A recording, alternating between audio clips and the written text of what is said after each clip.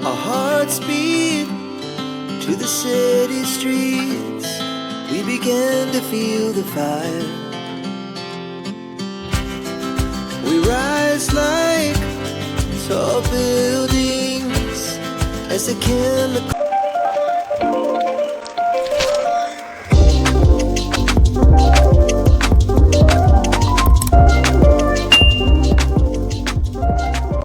Good morning everyone. I am Ankita preparing for SSC CGL 2027. So alarm तो मैं हमेशा 7 बजे का ही लगाती हूँ, पर मैं हमेशा 8 बजे ही उठती हूँ। पता नहीं क्यों, एक दिन मैं ज़रूर आप लोग को 4 बजे उठ के दिखाऊंगी। एनीवे, फ्रेश होके योगा से एनर्जी सेट करके अब अपना डेस्क पे हम लोग वापस आ गए। आज है मेरे चैलेंज का डे 5 और आज है 29 अगस्त 2025। सबसे पहले अपना टू डू लिस्ट बनाया अपने प्लान के अकॉर्डिंग। अगर आपने मेरा पिछला व्लॉग देखा होगा जिसमें मैंने आपको अपने 30 डेज़ प्लान के बारे में बताया कि मैं कैसे अपने जीके और इंग्लिश को कैसे अपना स्टार्ट करूँगी एज अ बिगनर और उसको कैसे कवर करने वाली हूँ, उसमें पूरा डिटेल्स दी थी। तो उसके अकॉर्डिंग मैंने अपना टू डू लिस्ट बनाया जिसमें आज हम अपने वोकैब से स्टार्ट करेंगे। आज मेरा था वोकैब में इडियम्स एंड फ्रेजेस का दिन।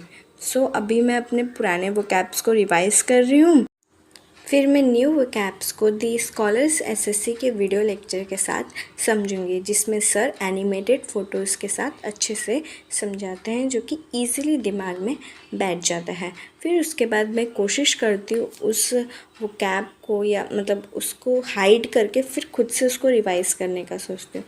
सो इसी के साथ हमारा 1 घंटे में हमारा वोकैब सेशन कंप्लीट होता है। आज मैंने 25 न्यू वोकैब्स पढ़े, मतलब इंडियम्स एंड फ्रेजेस पढ़े। फिर घर के काम वाम करके लंच और ब्रेकफास्ट करके एक लंबा सा ब्रेक लेने के बाद अपने डेस्क पे वापस आ गए। अब हम अपने ग्रामर सेशन स्टार्ट करेंगे। पहले मुझे ग्रामर पढ़ना बहुत बोरिंग लगता था क्योंकि अच्छे से समझ नहीं आता, तो ऑब्वियसली हम लोग को मन करता है कि बस अब बोर हो रहा है। लेकिन नहीं, आपको एक अच्छे टीचर की ज़रूरत होती है। मैं अभी तरुण ग्रोवर सर से पढ़ना स्टार्ट किया और सच बताऊँ तो मुझे अब ग्रामर के अलावा किसी चीज़ का पढ़ने का मन नहीं कर रहा है। I know this is bad, but मुझे बहुत अच्छा लगता है ग्रामर पढ़ना। कभी कभी मैं 2 या 3 घंटे पढ़ लेती हूँ और आज मेरे साथ ऐसा ही हुआ।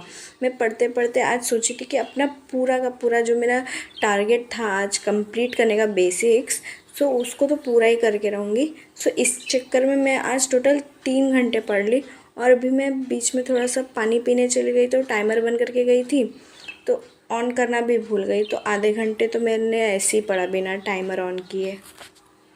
जब मैं स्टार्ट की थी ग्रामर तो मुझे लगा था कि मैं कौन से चैप्टर से पहले स्टार्ट करूँ, नाउन पढ़ूँ कि टेंस पढ़ूँ, क्या पढ़ूँ। बहुत कन्फ्यूजन होता है ना कि पहले कौन सा चैप्टर आप पढ़ो।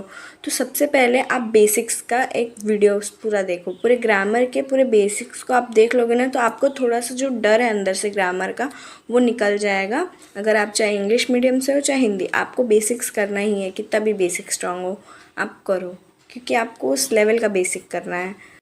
अगर आप चाहते हो कि मैं आपको पूरा सीरीज़ वाइज बताऊं कि आप पहले कौन से चैप्टर कवर करो फिर उसके बाद कौन से चैप्टर कवर करो, तो आप मुझे कमेंट सेक्शन में बता सकते हैं।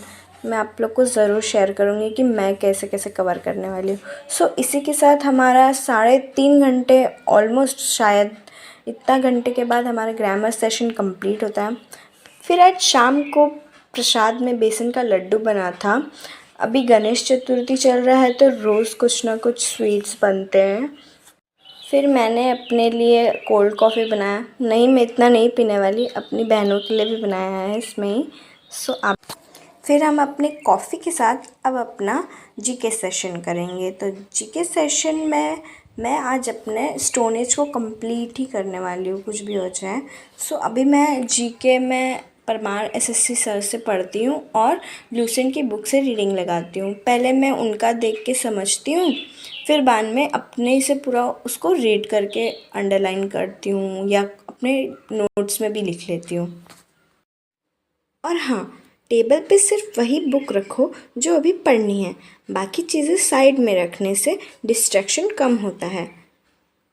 इसलिए आपको सबसे पहले अपने लिए एक टीचर डिसाइड करना है और एक बुक। आपको सब बुक नहीं पढ़नी है, आपको बस एक एक चीज़ डिसाइड करके बस उसको पढ़ना है। ये भी पढ़ लो, ये भी पढ़ लो, उससे फिर आप बस डिस्ट्रैक्टेड ही रह जाओगे पूरा साल। और हाँ, ऐसा नहीं है कि आपको अगर वो टीचर से कोई एक टॉपिक समझ नहीं आ रहा तब भी आपको उन्हीं से पढ़ना है, लेकिन नहीं, ऐसा नहीं है।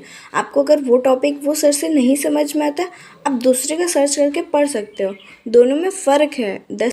जैसे अगर मुझे अभी स्टोन एज परमार सर से समझ में आ रहा है तो मैं उनसे पढ़ ले रही हूँ। अगर उनका हड़प्पन सिविलाइजेशन वाला नहीं समझेगा तो फिर मैं ऑब्वियसली दूसरे से सर्च कर लूँगी। We are free to do that, but आप डिसाइड कर लो। वो एक अलग बात होती है कि आपके दिमाग में कि ये सर कुछ कम तो नहीं पढ़ा रहे। नहीं, आपको वो कॉन्फिडेंस रखना पड़ेगा। वो होता है, मेरे को भी होता है, लेकिन नहीं, आपको कॉन्फिडेंस रखना पड़ेगा कि जो सर पढ़ा रहे हैं ठीक पढ़ा रहे हैं। और आप हाँ, रीडिंग भी तो लगा रहे हो ना बुक से। 2 घंटे में हमारा जीके सेशन कंप्लीट होता है, जिसमें मैं एंशिएंट हिस्ट्री पढ़ रही थी और फाइनली आज मेरा स्टोन एज कंप्लीट हो गया। आई एम सो हैप्पी कि मैं अपने प्लान के अकॉर्डिंग चल रही हूँ। फिर हम अपने छोटे से ब्रेक के बाद अपने मैथ सेशन पे स्टार्ट करेंगे, जिसमें मैं कैलकुलेशन कर रही हूँ। सबसे पहले कैलकुलेशन में मैं अपने टेबल्स लिखती हूँ 2 to 20 तक। फिर बाद में एक स्क्वायर्स, क्यूब और फिर फ्रैक्शन टू परसेंटेज वैल्यूज़, फिर कुछ मल्टीप्लिकेशन, सब्ट्रैक्शन, ये सब के ट्रिक्स लिखती हूँ। ये सब में ज़्यादा टाइम नहीं लगता। और हाँ, प्रैक्टिस के साथ साथ स्टार्टिंग में 20 मिनट लगते थे, अब 12 लगते हैं और कुछ दिन में वो 8 मिनट हो जाएंगे। सो ये बहुत अच्छा बेनिफिट है कि आपको डेली आपको बस लिखना है। कितना ही टाइम लगता है? 10 मिनट ही लगता है कैलकुलेशन की प्रैक्टिस में। आप उतना तो दे ही सकते हो। और हाँ, सबसे बड़ी बात, अपनी पढ़ाई की स्पीड और रूटीन को दूसरों से कंपेयर मत करो।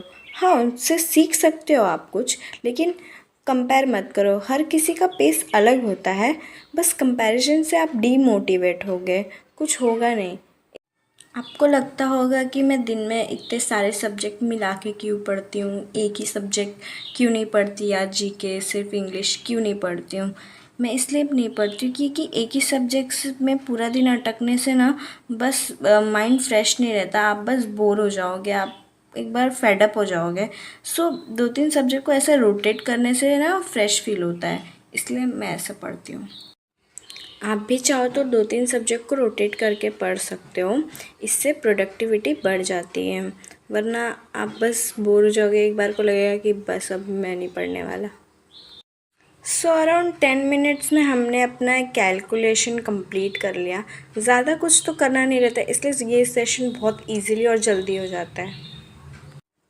और रात को इसलिए मैं बहुत छोटे छोटे सेशन रखती हूँ, क्योंकि देखो ना, आप जीके इंग्लिश पढ़ने में ही मुझे 5.5 घंटे हो गए। इसलिए मैं रात को एकदम लाइट सब्जेक्ट रखती हूँ जो कि फटफट हो जाए, और आपका इस तरीके से आप सारे सब्जेक्ट भी कवर कर पाते हो। इसलिए तो अभी हम अपने एडिटोरियल सेशन कर रहे हैं, जो कि मैं द इंग्लिश बिकेम चैम्पियन से करती हूँ। पहले मैं खुद से रीडिंग करके समझना प्रेफर करती हूँ, फिर बाद में सर का समझती हूँ।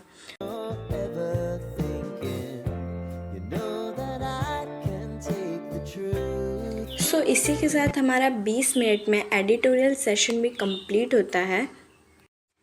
मैं रीडिंग सेक्शन करने ही जा रही थी, अपना इंग्लिश माध्यम ऐप मैं खोलने जा रही थी। फिर देखा फ़ोन में तो मेरा ऐप ही नहीं था। मेरे बहुत सारे ऐप डिलीट हो गए ऐसे ही, पता नहीं कैसे अचानक से।